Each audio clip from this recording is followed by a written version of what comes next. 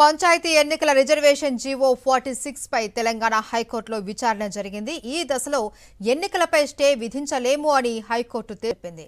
Sub category reservation లేనందుకే ఎన్నికలను రద్దు చేయాలి అని కోరుకుంటున్నారా అని పిటిషనర్ను హైకోర్టు ప్రశ్నించింది. ఎలక్షన్ నోటిఫికేషన్ వచ్చిన తర్వాత కోర్టుల జోక్యం ఉండదు అని రాష్ట్ర ఎన్నికల సంఘం న్యాయవాది కోర్టు దృష్టికి తీసుకెళ్లారు.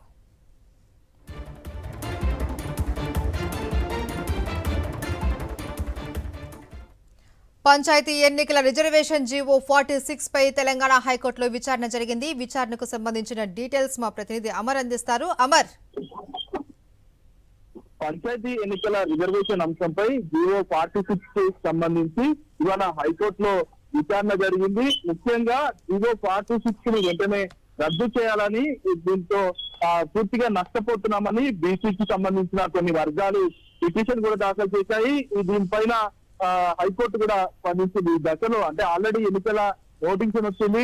ఎన్నికల నోటిఫికేషన్ వచ్చిన దశలో దీనిపైన స్టే విధించలేమని హైకోర్టు స్పష్టం చేసింది. మరోవైపు సబ్ కేటగిరీకి సంబంధించిన రిజర్వేషన్ లేనందుకే మీరు ఎన్నికలు రద్దు చేయాలని కోరుకుంటున్నారని ఇటు పిటిషనర్ ని హైకోర్టు ప్రశ్నించింది. ఎన్నికల నోటిఫికేషన్ వచ్చాక కోర్టులు జోక్యం ఉండకూడదనేది అంశాన్ని ఎన్నికల కమిషన్ సంబంధించిన అడ్వకేట్ ఈ ప్రశ్నలు లేవనెత్తారు. అయితే ముఖ్యంగా ఈ కేసుకు సంబంధించి 42% రిజర్వేషన్ జీవో విచారణ సమయంలో పాత పద్ధతిలోనే ఎన్నికలు నిర్వహించామని మేమే చెప్పామని కూడా హైకోర్టు వ్యాఖ్యానించిన సందర్భంలో గతంలో 2009లో ఇదే తరహాలో పరిస్థితి వచ్చినప్పుడు జిహెచ్ఎంసీ ఎలక్షన్ కూడా రద్దు చేశారని పిటిషనర్ తరఫున న్యాయవాది కోర్టుకు విన్నవించారు. ఈ దశలో మేము ఎలాంటి జోక్యం చేసుకోవాలని హైకోర్టు కూడా స్పష్టం ఇచ్చింది. మేము ఎన్నికలు నిర్వహించామని ఆల్రెడీ ఆదేశించాం కదా అన్న అంశాన్ని మరోసారి హైకోర్టు కోర్టులో విచారణ సందర్భంగా చెప్పిన నేపథ్యం అయితే ఉంది. అయితే డెడికేషన్ రిపోర్టుకు సంబంధించి బహిర్గతం చేసి కాపీ ఇవ్వాలని కూడా పిటిషనర్ న్యాయవాది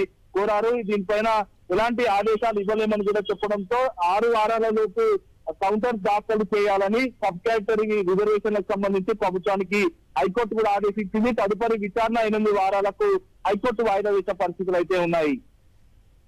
రైట్, థ్యాంక్ యూ అమర్.